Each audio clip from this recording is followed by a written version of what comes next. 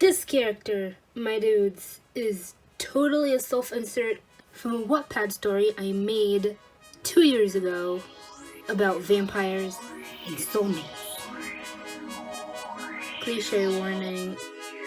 Hi, I'm Tig. Welcome to my channel. This time I decided to record a drawing of an original character of mine. Meet Aura Takar. Aura, potential subs.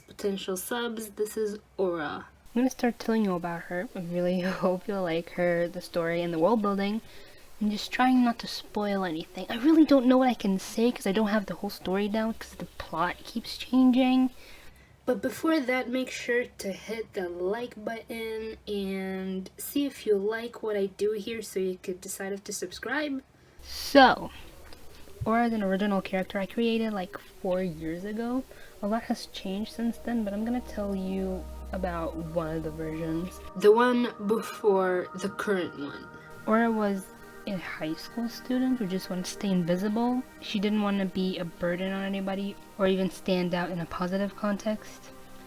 The world she lives in is one that rebuilt itself after basically, cliche warning, vampires ruled over the world, I guess. That's what I wrote. I mean, I told you it's a Wattpad cliche. There was a lot of chaos.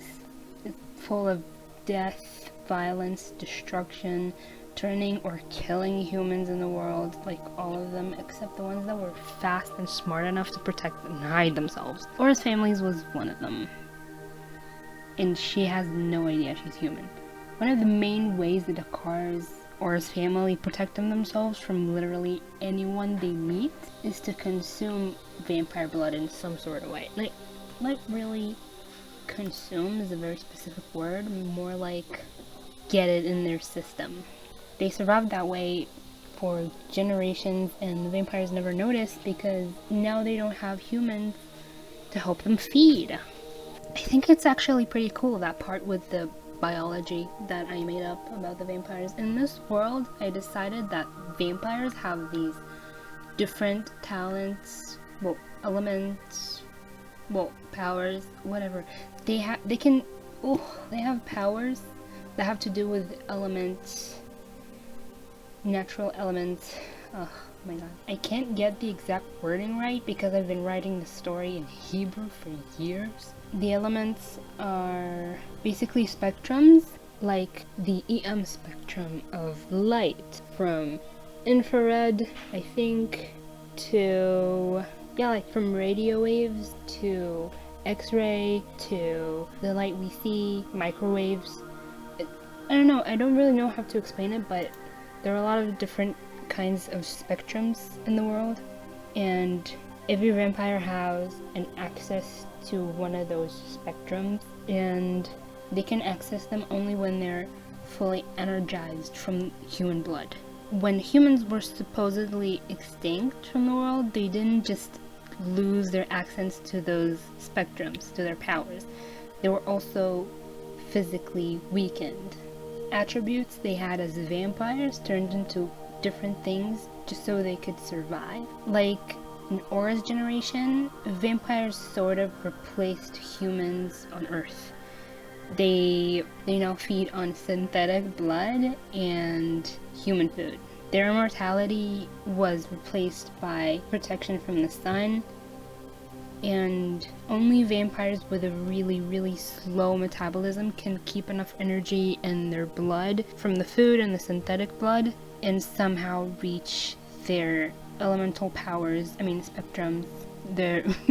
You can somehow still access the spectrums in a very specific way. Aura, who has no idea she's human, starts kind of getting addicted to the vampire blood and takes too much. And she also doesn't know that taking too much vampire blood has its consequences.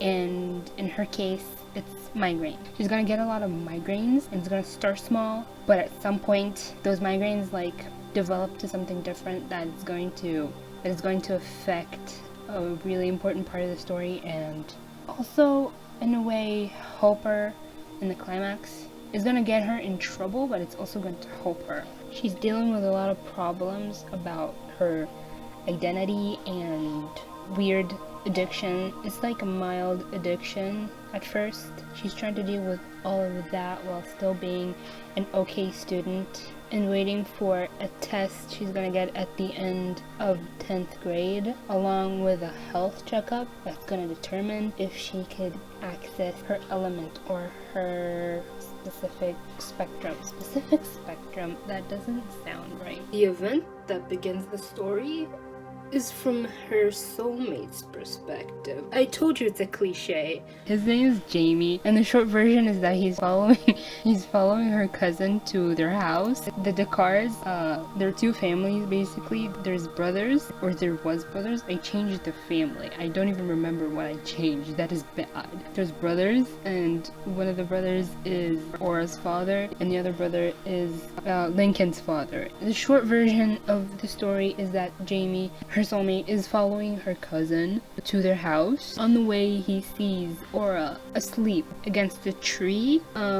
She was drawing there. She's a self-insert, I told you. She was drawing, and he literally goes through her bag because he can smell the vampire blood again from her this time, and he uses her inhaler that's full of that vampire blood he smelled, and then he writes her a short letter in her sketchbook, and he runs away after keeping her phone number.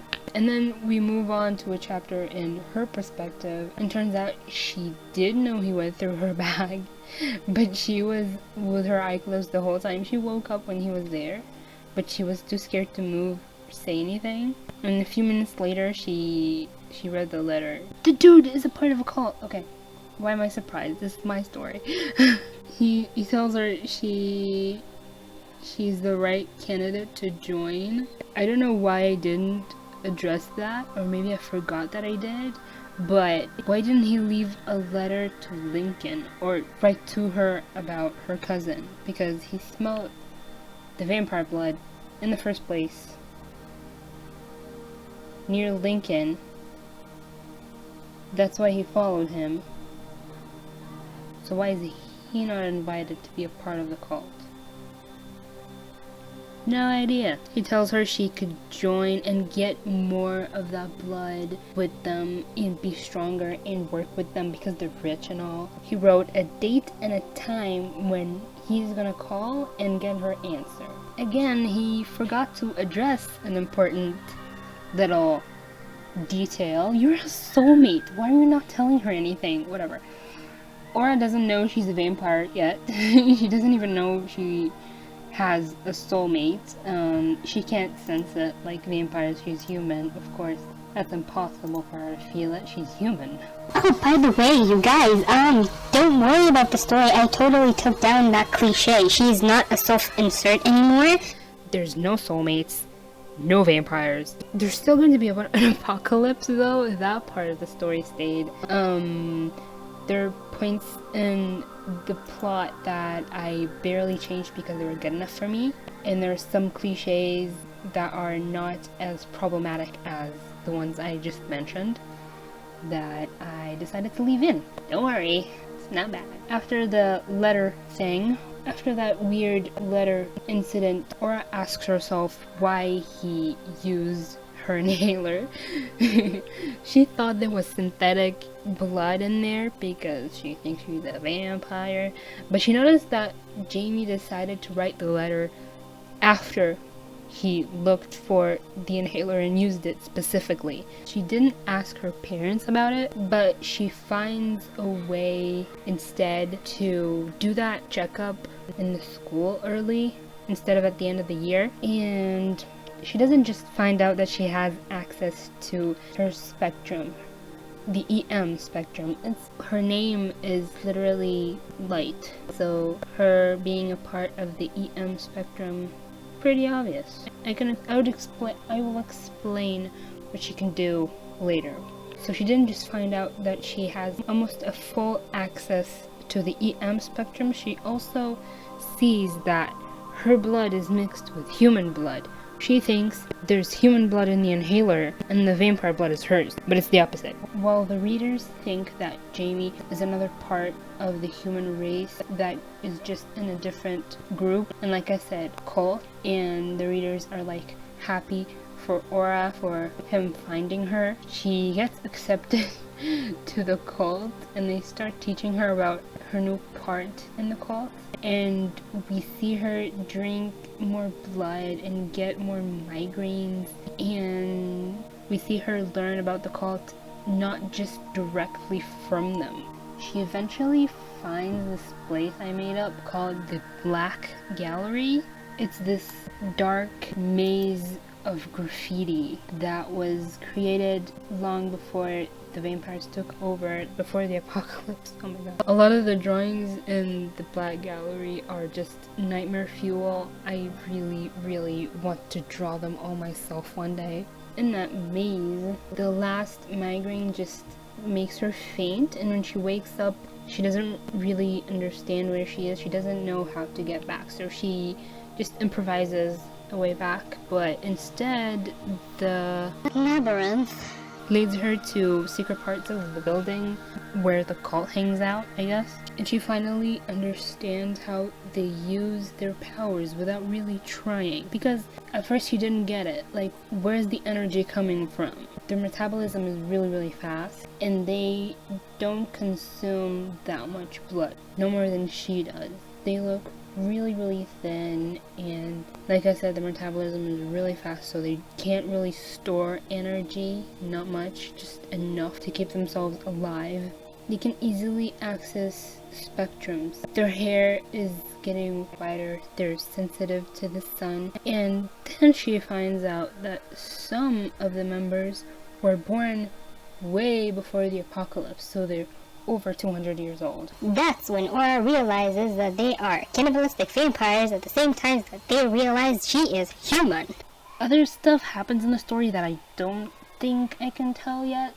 I really need to sift through what I want to keep and what I just want to forget forever. Oh my god, should I re-upload the stuff I wrote for Wattpad in Hebrew? I have no viewers, but like, if you happen to watch the video and if you comment about wanting to read it, 5 chapters that used to be on Wattpad, just comment about it and I will re-upload it and get you a link. There's more characters that I didn't mention.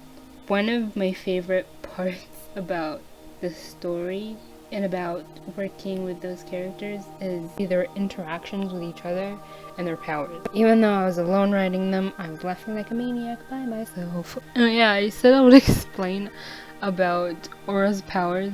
Aura can access the EM spectrum a lot more than just visible light, but her specific access to that spectrum is inspired by this EMP that we see in a lot of movies and TV shows, and is actually IRL, real life. I didn't realize that until I read about it. She can decide when to project a specific part of the spectrum with a pulse. It could be like a traditional EMP that we know about, but it could also be a different part of the spectrum, like I mentioned. It could be something that hurts people around her with radiation. It could be, I don't know, she could light up a room, I guess, like a light bulb. Just projecting anything. And then later in the later books, she learns to focus her powers to specific parts of her bodies, and she could be like Cyclops from X-Men, or she could use her hands to draw with light on air out of boredom. I don't know. So this drawing you just watched me make was inspired by that version of Aura that I told you about. I don't really know how she's supposed to look like now, but this is what she looked like when the story was about vampires. Part of her hair is colored blue because that's what it used to be, but then I decided to change it to a rainbow. Every migraine changed something about her. From the outside, at least for now, I decided it only shows through the eyes. Okay, I really hope you liked the drawing. Whatever part of this video that made you watch. Bye-bye, bruh.